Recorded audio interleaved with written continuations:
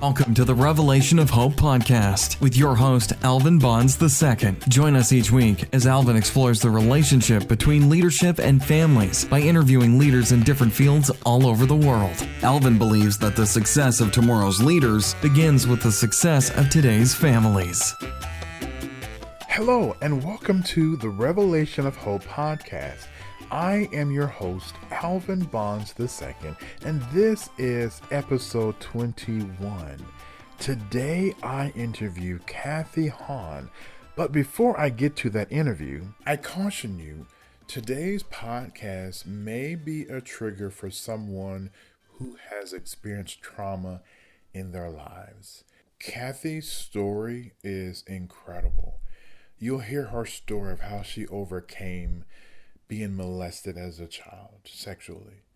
You'll hear her story as she talks about overcoming being kicked out at the age of 14. You'll hear her story and understand how she overcame being a victim of human trafficking and even being in a domestic violence situation in her marriage. So I caution you, if you hear something that may trigger you, please reach out to your support system, whether you have a mental health counselor, personal friend, spiritual advisor. When you think about trauma, we think about abuse. We think about physical abuse. We think about sexual abuse. We think about neglect. Many of our children have gone through and experienced abuse. Many of us as adults may have experienced that in our childhood or even in our adulthood. When you think about a child's formative years, them learning how to speak, learning how to walk, learning how to process the world, process family, friends, school, and when you experience a fracture or breakdown in trust from a family member, from a friend, and it could be from a stranger, that affects our development. As adults, if we've experienced trauma in our life, it's important that we have processed and worked through that so it doesn't affect us as an adult. But it's also important that we create a safer environment, a safer world, a safer life for our children, for our grandchildren, for our nieces, for our nephews, for just random children that we may not even know. Children literally are our future. And if we can't create a safe environment for our children, then we are doomed as a people. So I encourage you to listen to Kathy's story with a couple of things in mind. One, listen to the strength and amazing power that Kathy used to overcome such a traumatic past and create a prosperous present and future for her life and the lives of her children and family. I also invite you to think about, how are you using the things you have encountered in your life? How are you using them to allow you to overcome?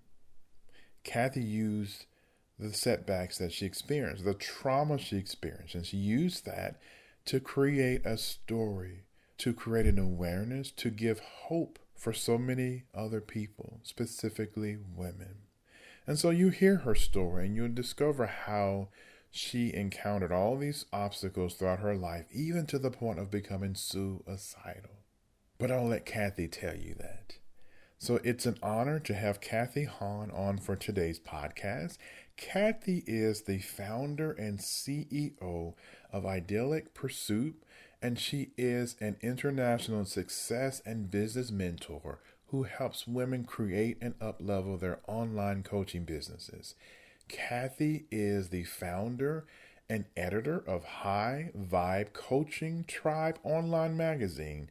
She is also a contributor at HuffPost, as well as a member of the Forbes Coaches Council. I'm so glad to have Kathy for today's podcast. Well, Kathy, thank you so much for joining us on the podcast. Tell us a little bit about you. Thank you so much for having me. My name is Kathy Haan, and I am an international success and business mentor. So basically what I do is I help women start and scale their online coaching businesses. Okay, so tell us how you got started in this. When I first started coaching, I was close to 300 pounds, sitting in front of an infomercial with a sleeve of Oreo cookies. When I found like a P90X commercial, I'm like, oh, I want a roller coaster, so I should probably do something, right? And so like I started health and fitness coaching, which then transformed into telling people about my 123-pound weight loss transformation. Yeah. And then I started blogging about it. People wanted to know how I started making money online as a blogger. And then it just translated into making money as a coach, helping people start online coaching businesses. So it's something that has evolved over the years. It's had its share of ups and downs and amazing successes, but it wasn't always, my life wasn't always like looking the way it does now. So, I mean, I can certainly go into that if you'd like, or we can go on with your next question. I would love for you to go into that because I've read your blog posts and I think our listeners would really, I think they would benefit from hearing your story. Would you mind sharing that with us? I'm happy to share. You know, people look at now and they see like, oh, you went to 12 different countries this summer. Like you have everything put together. Like you're in Forbes, USA Today, like all of these really big things. However, my life, 8 years ago, 15 years ago, 30 years ago looks completely different than it does now. I was sexually abused as a child.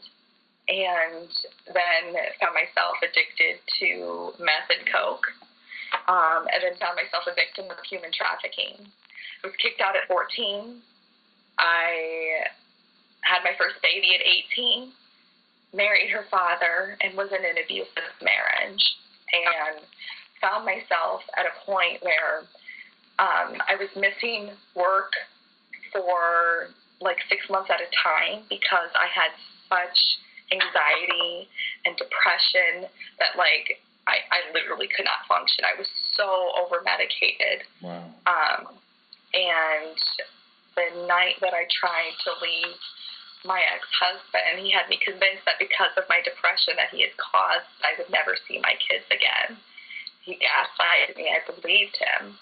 And that night I overdosed on 32 prescription sleeping pills in an attempt to take my life, because like my children were my world, and I honestly thought that I would never get to see them again because he was manipulative and a sociopath essentially. Yeah.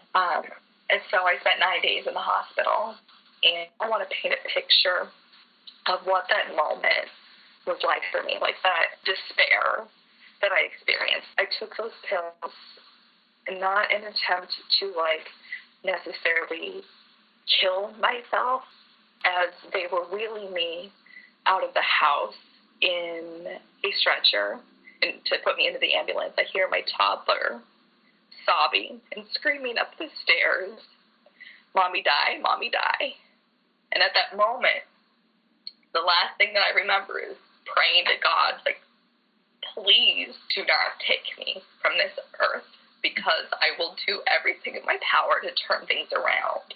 Yeah. When I was in the hospital, I got the help that I needed and realized, like, what kind of situation I was in. When I got out, I left him, got my own place. It was rocky for a while. But now I've got an MBA. I am remarried. I have 3 beautiful children. I'm traveling the world, changing lives, and by most measures, very successful. You have an amazingly powerful story, and that touches so many different people's lives. And as you know, I'm a counselor, and so I have the honor of working with people and helping them redefine their lives or redefine the next chapter of their lives. And you've done a remarkable job of doing that. Where did you get the strength to do that? Where did that come from? I think that it was that moment where I was on that stretcher when I realized this is what my life would become, and what have I made of it? And I can't ever tell that story without crying, because like it was such a defining moment in my life. Like, yeah, I've been through a lot of crap in my life, but that was the most defining moment for me because that was the catalyst I used to change. So many times people look at me and they're like, oh, you have, such an incredible business, like all these accolades that they don't always get to see, like, that journey. And so, like, I share big, scary things that, many would consider taboo because you never know whose life you're going to affect, whose life you're going to change.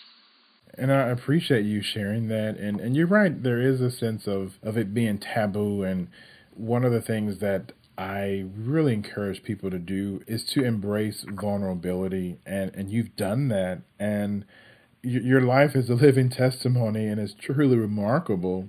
I have so many people that I know can benefit from just, hearing your story. What is your plan? What is your goal for your life? Because like you said, you've been through a lot of crap and you still have your head up. What are you working towards? Well, I always joke with my friends that I just want a hug from Oprah, then I'll be good. But close. The last couple of years I've sat just like a few seats down from her at her events. So I'm getting closer. But, in all reality, I think we'll kind of set the stage here. I think there's a big stigma behind, light workers and money. You can be a light worker, but you can't have money. Or you could have money, but you can't be a light worker. But they're not mutually exclusive. I recognize that I need money because I don't want to change just a few lives. I want to change lives of massive amounts of people. And so that's going to take me, getting on the stage, inspiring, sharing those big, scary, ugly stories. When we could be raw and vulnerable, that's when we really connect with people on a much deeper level. Yeah. And they're like, okay, me too. And that's why, the Me Too that's going all over social media right now is so powerful because all these people you see who have such a very similar story, you wouldn't have known otherwise. Yes. Brave enough to share and be vulnerable. So create a movement, really. Would you mind sharing with us, during your coaching experiences, client experience or a personal experience, something that really was memorable for you? Probably one of the biggest things that happened for me is actually not in the coaching business that I'm doing now, but when I was a health and fitness coach.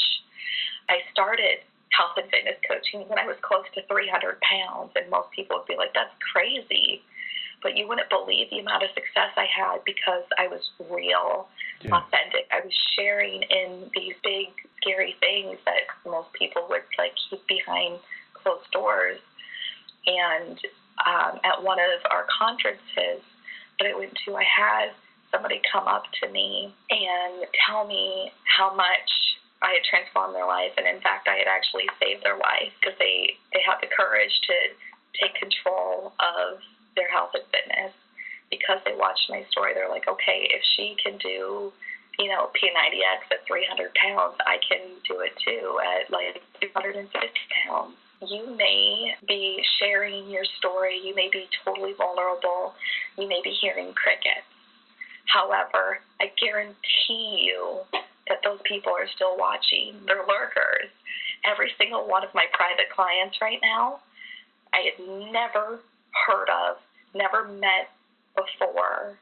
They had been watching my stuff. They had been listening to my message, my story, and they just came out of the woodwork. And it was insane. They're all my dream clients. Wow. And from the traumatic childhood that you went through and just life, even adult experiences, you've created an amazing brand and you've become an influencer and a thought leader. I'm curious what or who has informed your, perspective or your vision on coaching or leadership. Who's influenced that? I really think that a lot of people have, just because, when I was kicked out at 14, that does something to a little girl. Yeah. That really challenges all of her safety, her ideas of self-worth, who she is, who she could become.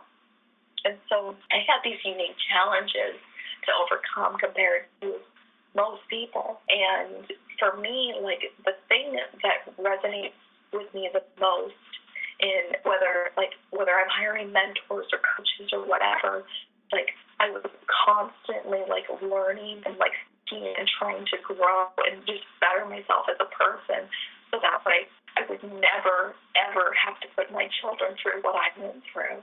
Yeah. And so the person that I've had like the biggest transformation with is one of the coaches that I have now, one of the mentors that I've hired, and that's Gina DeVee. She does the Divine Living Academy.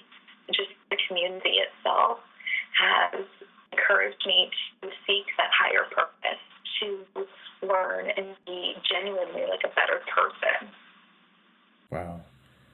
It's breathtaking.